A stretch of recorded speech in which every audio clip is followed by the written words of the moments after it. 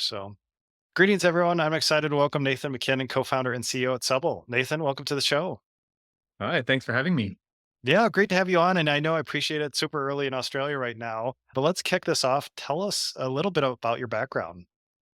Yeah, so my background is in software. So I was a software engineer and then I transitioned into product management. So the last kind of 8 years, I have been working with a small, or was a small when I joined, startup from Melbourne. It was a prop tech called ActivePipe, a SaaS business. And I joined quite early on as a software engineer and then transitioned into product. We kind of moved into the US market and that company exited in 2022. So had a really good run there from basically 13th employee right through to a successful exit. So kind of learned the ropes, and yeah, now I've gone off and co-founded Subble with actually two other active team members. Oh, that's great. So, technical background by trade. And I love that 13th employee, running that Mhm. through all the way to exit. So, I'm sure a lot of lessons learned there. So, before we talk about Subble, well, maybe where did the idea come from to found this? Was it while you were at that previous company in product management, or where did that idea come from to create your own company? So I guess after the experience with ActivePipe, I've always wanted to run my own business, and I just took some time and kind of you know reflected on my experience with that business. And one thing that I started to notice around the end of that company, that COVID era, right?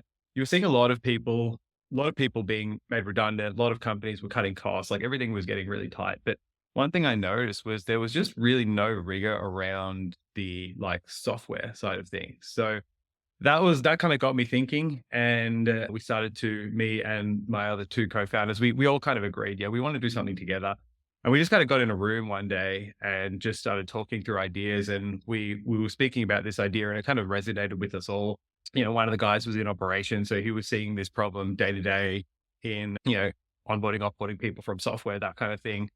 And we all kind of resonated with the idea a bit. So we started doing a bit more research and found that this is a very pervasive problem.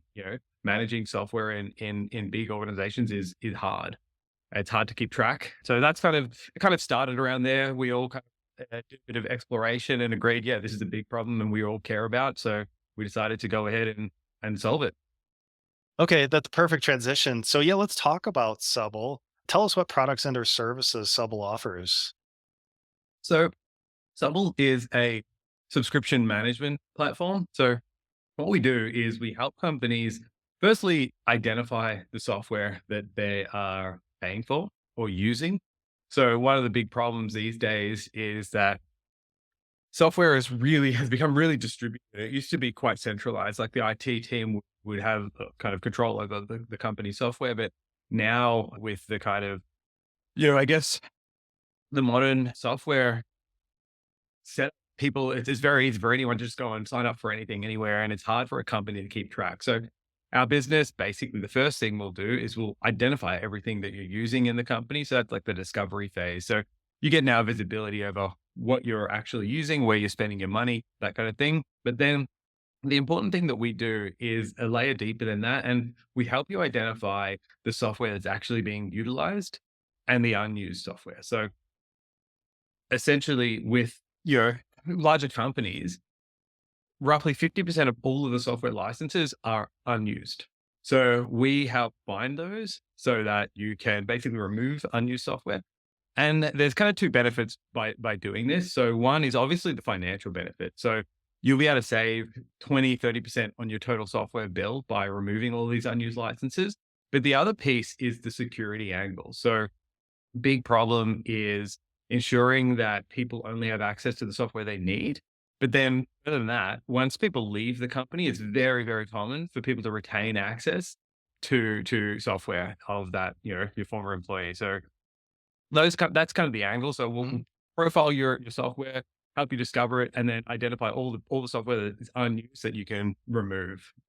Okay. And it's interesting, this category, I run a annual tech stack report of what software is being used in SaaS companies in the back Uh-huh. office and operations. And I'd say Like, it's right, new categories hard to create, right? But, Yeah. I'd say relatively new category, right? Just not Yeah. has been around, like, say, CRM software, right? Been around for a while.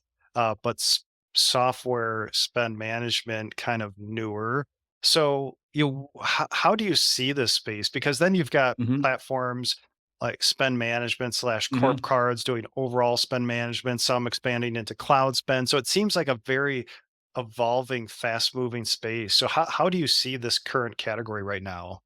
Yeah, it's super interesting. Like, I love kind of being in this space too for that reason, because it's very new and it is evolving very rapidly. And I feel like there is already kind of starting to become some like trends or segments of that space. Like, so, well, for starters, number one, I believe that within 5 to 10 years, this is going to be a business critical piece of software. Every company is going to need a software management solution.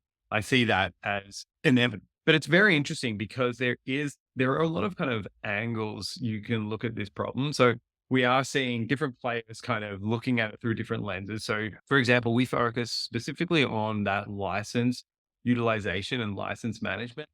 There are other vendors that focus a bit more on the spend management side of things, so virtual cards, that kind of thing, kind of, controlling your spend that way. Mhm. And then there are a lot of people who focus on the kind of top funnel, like the procurement side of things. They'll do contract negotiations and discounts and that kind of thing. So it's really quite interesting because yeah, right now you're seeing all these kind of different point solutions. And yeah, I think, you know, the big takeaway is it's a very evolving space, but I think it's something that if a business isn't considering something in this space now, I think it's very important that they should start looking into that, because the SaaS sprawl is just continuing to get worse and worse over time. So it's a problem that the companies are going to have to get on top of.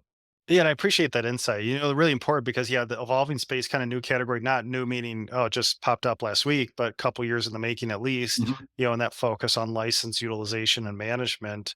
And who are you after here? Are you going after really any company that's got some software sprawl? It could be software companies, manufacturing, etc. So tell us a little bit about the industries that you're targeting.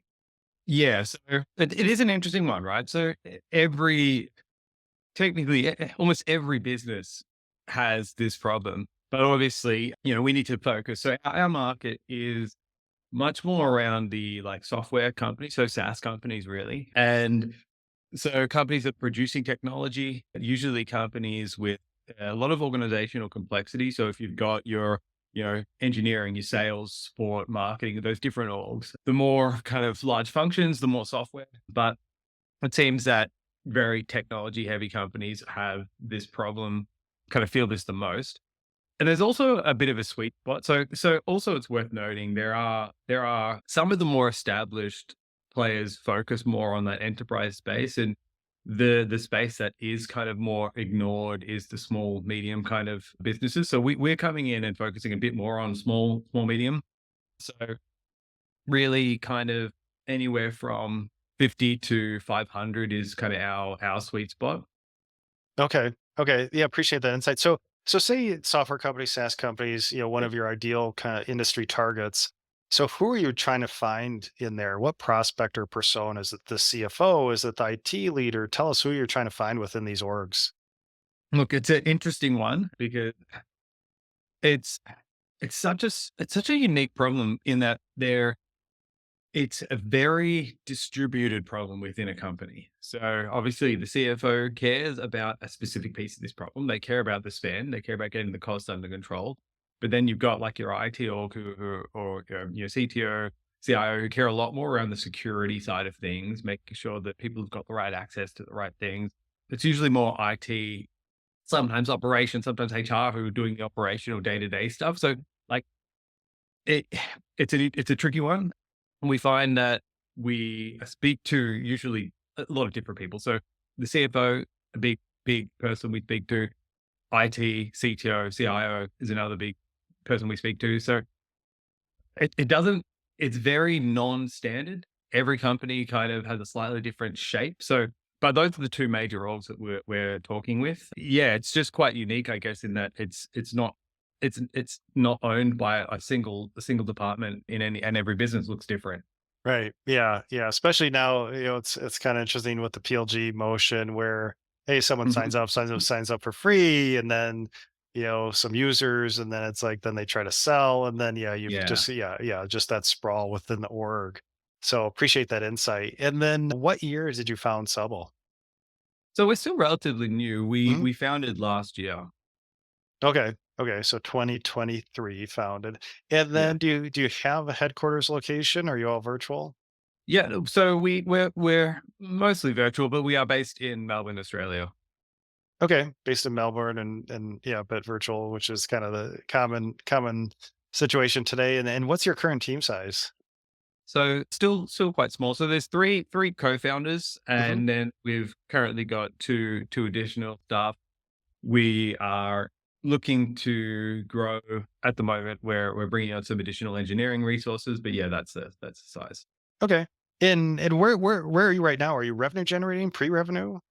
So I guess we're just kind of at revenue generating. We formally launched the company only earlier this month, actually. So we've been building for 10 plus months. We've been piloting for many months this year, but we officially launched. So we're just just revenue generating. Okay, and then so perfect time to ask a little bit about your go-to-market motion. So just building now. It's like, okay, let's get our products in Mhm. front of people. So how are you finding your initial prospects right now? Yeah. So how are we? What's our go to market strategy? Yeah, what's the go-to-market? Yeah, as you're just starting to launch your product. Yeah, so I guess we're experimenting with different channels. So we do believe strongly in product led growth as a strategy. One thing that we're it's an interesting one though because like we've kind of talked about earlier, it's a new kind of vertical, and it is a problem space that people aren't super familiar with. So our long term goal is very much product led. We are finding at the moment that it's something that needs a lot bit more education. Like companies, we found often that companies don't quite realize how bad this problem is. Like they think, oh, maybe we're losing a bit of money here or there, but it's like hundreds of thousands of dollars, and they don't realize. So we found that right now, initially, we're taking more of a direct approach, so we can kind of help educate and inform people on the problem. Longer term strategy will be more of a product led growth strategy, and another thing that we are doing is partnerships. So we believe really strongly in partnerships, and we think it's a quite unique space because there are a lot of different people who have the same kind of interests as us. You've got accountants who want to see their clients, spending their money, not wasting their money. Virtual CFOs is another person we partner with. So you've got a lot of these peripheral businesses that care about the same thing that we care about for their clients, and that's another one of our key strategies is partnerships. Okay. Okay. Appreciate that insight. Go-to-market motion always evolving. And let's switch Yeah. to the fundraising side. How much capital have you raised to date? So to date, we've raised 1 million Australian dollars, and that was largely to get us to market essentially. So kind of pre-seed money, getting focused primarily on the build stage. But yes. Okay. So 1 million Australian, it looks like characterized as pre-seed round. Mhm. And so from the beginning, did you know you were going to raise, or was there some trigger that said, hey, we should raise some money for A, B, and C?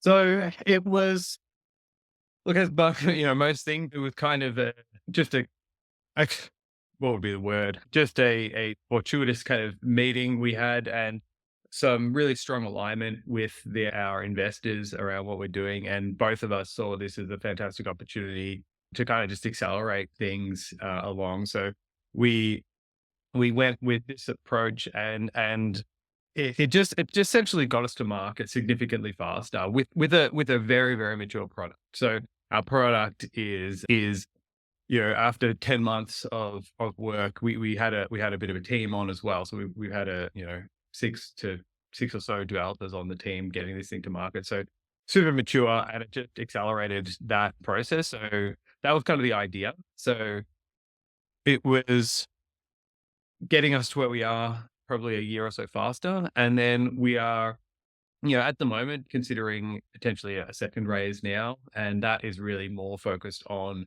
scaling the go-to-market piece. So yeah, just we're in market now. We've got a fantastic product, and now it's just about getting it out there and getting customers. And Yeah, it makes a ton of sense at this point. And yeah, you hear sometimes where there's like a preemptive raise, or you had like you said, Fortuitous meeting, and they believed in what you're doing, good founder investors fit, and it's like let's take on some capital. So appreciate that insight.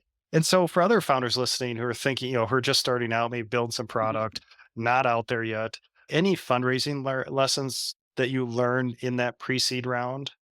yeah, sure. So I think like the thing that I'm a very, very big believer in is just speaking to people, building relationships, building a network. So really this fundraising came off the back of that, that philosophy. We were always talking to people, always engaging and building those relationships. And it just happened that, we just had really, really strong alignment in one of those conversations. So I think the more opportunities you create for yourself, the better. So I guess that's my general advice. Speak to people, build the relationships before you even think you might need them, because it might turn out, like us, you have a conversation, you have great alignment, and, it's an opportunity that you wouldn't have otherwise had. Yeah, network's so important. So Nathan, at this stage of your business, just moving from build, raising some money, getting your product out there, do you have a favorite number or metric that you're focused on to guide the business? Well, that's very interesting, actually. Favorite metric. I guess right now we're very focused on engagement. We're trying to get Mhm, product market fit, right? So mhm. yeah, interesting. I haven't got a clear metric, but we are monitoring. The thing that we're most closely monitoring is engagement with the product. So I guess across different parts of the product, but yeah, that customer engagement. Yeah, that makes sense. Maybe as you're just moving to revenue generating, I'm guessing it's more, Yeah, not just not financial metrics, but operational metrics. Yeah, that comes out. The usage engagement metrics to see how they're using your product. yeah. Yeah, it makes a ton of sense. Well, Nathan, as we wrap up here, really appreciate your time. Tell us what's coming up next for Subble. So next is, I guess, we're very just focused on scaling it, go to market, building out the team. So like a big part of our business is integration. So expanding our integrations and yeah, just kind of getting out there. Yeah, right. Yeah, you built it. Now we got to get it out there, get some feedback, Uh-huh. see how the PMF is going. So makes sense. So Nathan, really appreciate your time sharing your journey so far. We'll have to talk maybe in a year, see how it's going, check in. But Yeah. if listeners would like to learn more about Subble, where should we send them online?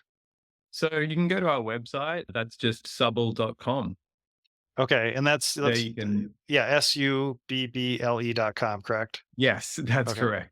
Yeah, you can learn about the product and yeah, you can get in touch directly from there. Also feel free to reach out directly as well, which is just nathan@subble.com. Be more than happy to give anyone some run through of the product, a demo. Yeah.